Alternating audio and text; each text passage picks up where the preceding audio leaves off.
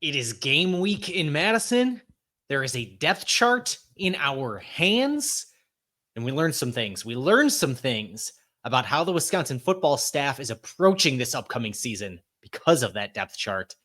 That's what we're talking about today on Talking Badgers.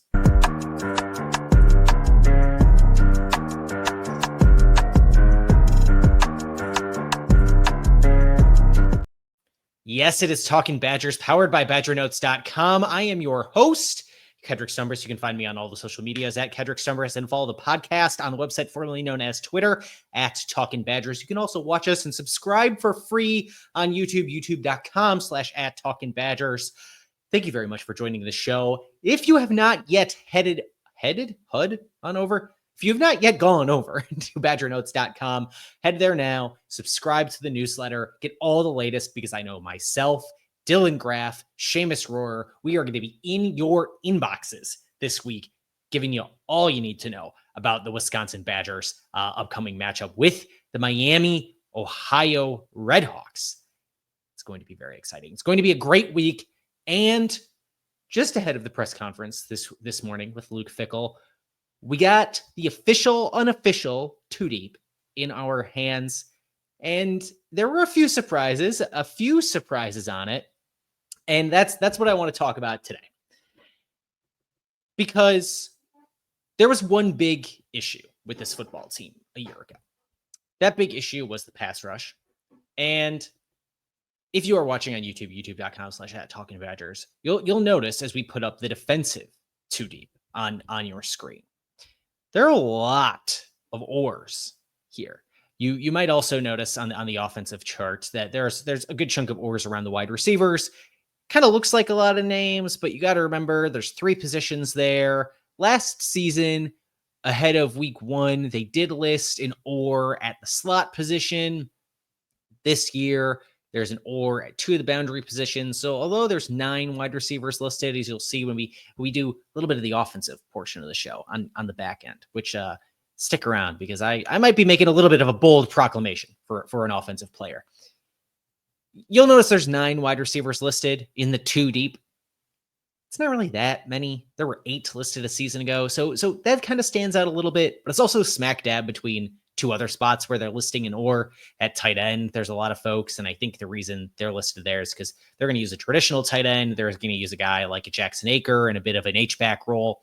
And there's also an oar at that second running back spot, but we're going to hit on that in the back half of the show. Where I am not surprised to see so many oars, but where I think a lot has been revealed nonetheless about this Wisconsin Badgers football team is surrounding all of the names on the defensive front.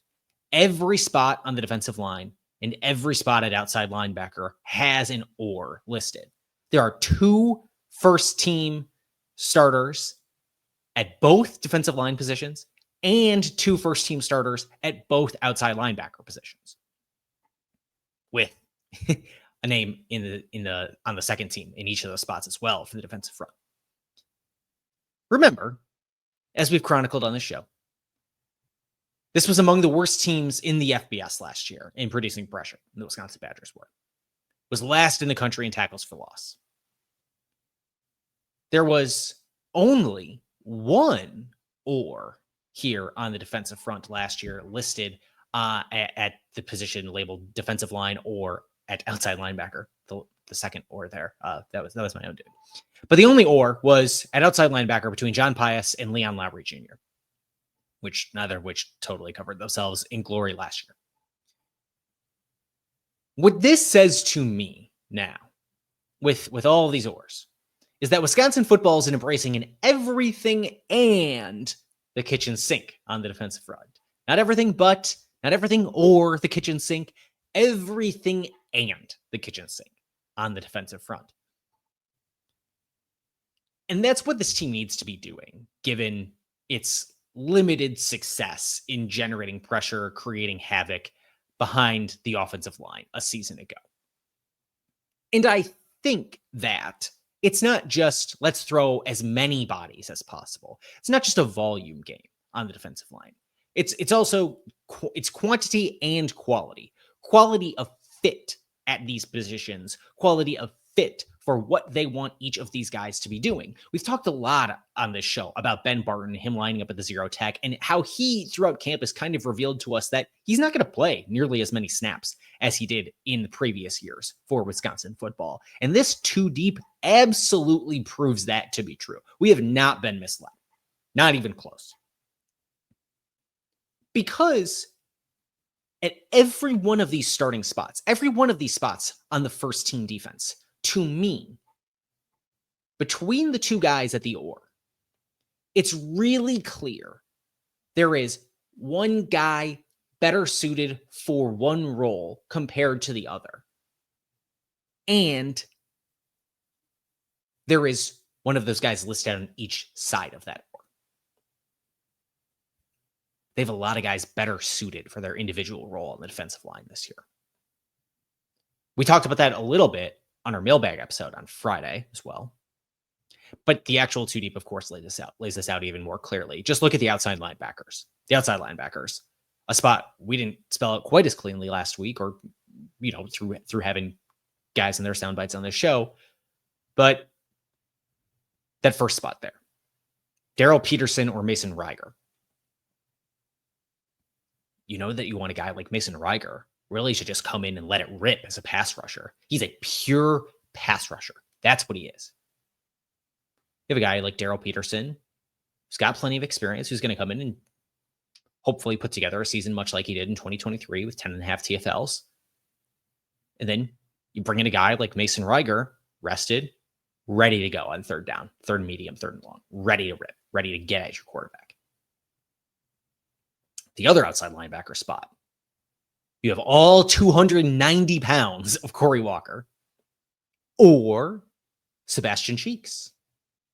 Bigger guy in Corey Walker, hanging in, depending on, how big the personnel of the offense is, and a Sebastian Cheeks, who can do some more things maybe a little bit more quickly than a Corey Walker can, but a little bit smaller.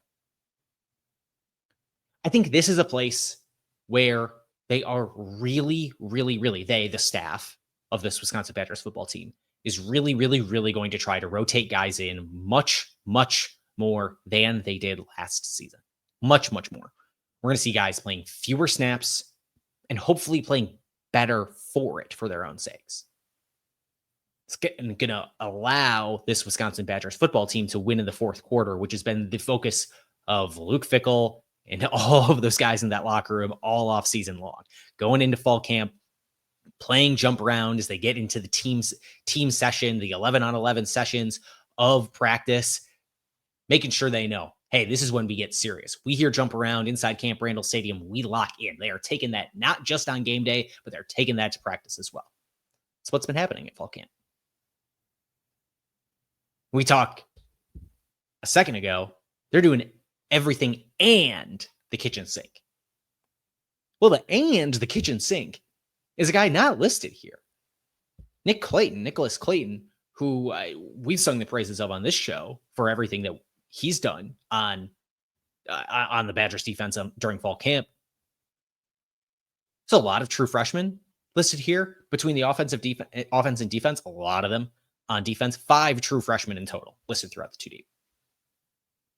That's 3 more than last season, which interestingly enough, I mean, coincidentally enough, neither of those true freshmen from last season are listed on this year's 2 deep, as the 2 were offensive tackle Kevin Haywood, who tore his ACL during spring ball, which is just horrific for him. You hate to see that happen to a guy.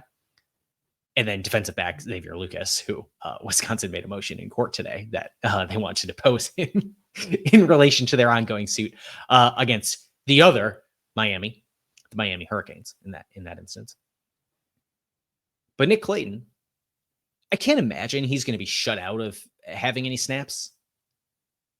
I just think it's very clear that the defensive philosophy, particularly in relation to creating pressure, in creation to creating negative plays, in creation to pressuring the quarterback, is about keeping guys fresh and having folks come at you in waves. being able to throw as many guys at you as possible and to say, we're going to give you 60 minutes of all you can handle. Because you're not hockey shifting guys on the offensive line. But the Badgers might be hockey shifting their defensive line. That might do a lot for you during the 60 minutes of a game. That might help you feast if you are the Wisconsin Badgers on a Miami offensive line, which returns 0 of its starters, only has 3 offensive line starts to hang its hat on in their collegiate careers. Anybody in that offensive line room for the Miami Redhawks. A total of 3 starts. Not a lot of experience there. You lose a first-team All-MAC offensive tackle. You lose a second-team All-MAC guard. Going to be tough. Going to be tough for guys who are really, really hungry to prove something in Madison, inside Camp Randall Stadium, after they've had to hear all season long about guys who may or may not believe in them. But that offensive line experience, the lack of it in Miami, and the riches of it on this Wisconsin Badgers football team, that is what I want to talk about on the offensive side of the ball. More specifically, can Dilin Jones be this next great Badgers running back? And it's not just a theoretical question at this point, because from what Wisconsin's coaching staff showed us with this 2 deep, it's clear they think there is real juice to Dilin Jones, because he has placed himself on this 2 deep, as unofficial as it is, per the little sticker at the top of the packet. As unofficial as it is, Dilin Jones is in pretty rarefied air on this week 1 2 deep. And I don't think that can go ignored, particularly when you factor in all the other things surrounding Dilin Jones and all the other parts of this offense, which might really help him succeed. In terms of this offense and what it can do, the offensive depth chart now on the screen if you're watching us over at youtube.com/@TalkingBadgers. You see Dilin Jones up there, and we'll get to that in a second. But the 3 starters on the offensive line that I want to talk about first, who are going to be blocking for him as part of this Jeff Grimes wide zone scheme, is Riley Mullman, right tackle, Jake Renfro at center, Joe Brunner at left guard. Each of those 3 return after starting all 12 games last season. And Luke Fickell today, in that Monday morning presser, said Jake Renfro is ready to go. He's played nearly every snap for us with the first team offense during practice the last 5-6 days. Huge for the Wisconsin Badgers offense. Huge. Those 3 guys put together, in addition to the others on the line, have a combined 111 offensive line starts compared to Miami's 3 on that whole roster. Wisconsin has 111 career starts. That is 4th in the 18-team Big Ten, behind only Nebraska with 123, Oregon with 143, and Illinois, which, if you have been wondering, why is it that folks are so high on Illinois? It's 169 offensive line starts returning in that group. Just a massive number, 20 more than the second most in the league. But those 111 starts on the offensive line returning are going to help Dilin Jones quite a bit. All the other running backs in that room quite a bit. Other guys who are going to help quite a bit, Chris Brooks Jr., who finds himself in the first team of the 2 deep after being a pretty core special teamer last year, listed in the second team of the 2 deep. Guy who's hung around, waited his turn, and is just up there, rearing to go on the opposite side of Vinny Anthony as the other outside wide receiver. It's not Jaden Ballard. Consider my crow eaten so far. I'm poking at it. I'm poking at that crow. May have to eat a little bit there. Did not see nearly as much from him in the fall as we did in the spring. But Chris Brooks Jr., a 6'2", 222 pounds, big guy who, if I'm guessing, the staff really likes as an inline blocker. or just blocking on the outside, trying to make holes as guys move around from sideline to sideline, pre-snap maybe. Get a guy like a Trech Kahuna moving before the snap. There's a lot of guys who are going to be moving around before the snap, setting up eye candy, hopefully making it easier for a guy like a Dilin Jones, a Darian Dupree, a Katie Akamelli to make something happen. That includes a guy like Jackson Aker, who we saw in camp moving around quite a bit pre-snap in some of these team sessions, starting in the backfield, moving up in line like a tight end. Guy who started in line, moved to the backfield. It's going to do a lot, I think, for the running game. And then, of course, there's Dilin Jones himself, who, if you have noticed, next to my face here at youtube.com/@talkingbadgers, the redshirt freshman is listed as the sole first-team running back. That is an impressive feat for a young man at a program with as storied a running back tradition as there is at the University of Wisconsin. And I think it's easy to miss just how impressive that is if you're not like dialed in to the two deep week after week, year after year. To find a guy in their first or second year of college football who finds themselves atop the two deep on a pre-week 1 depth chart at running back at Wisconsin, you have to go all the way back to 2017. And that was a special kid named Jonathan Taylor, who, as a true freshman, was listed on the first team running back. Jonathan Taylor or Bradrick Shaw or Chris James. So Dilin Jones, as albeit a redshirt freshman, up there all by himself. Really young guy. If you wanted to find a guy all alone who fits this criteria as a freshman, redshirt or otherwise, I don't know how far back you would have to go to find this being the only guy atop that running back depth chart in Madison. It's mightily impressive on his own. Even to find someone in their first or second year only to find someone who is a freshman by eligibility on the two deep in any capacity. You have to go back to 2021, and that's Jalen Berger, who at that point in time was listed as a second team running back, backing up Chez Malusi before Jalen Berger gets dismissed from the program in October, and yada, yada, yada.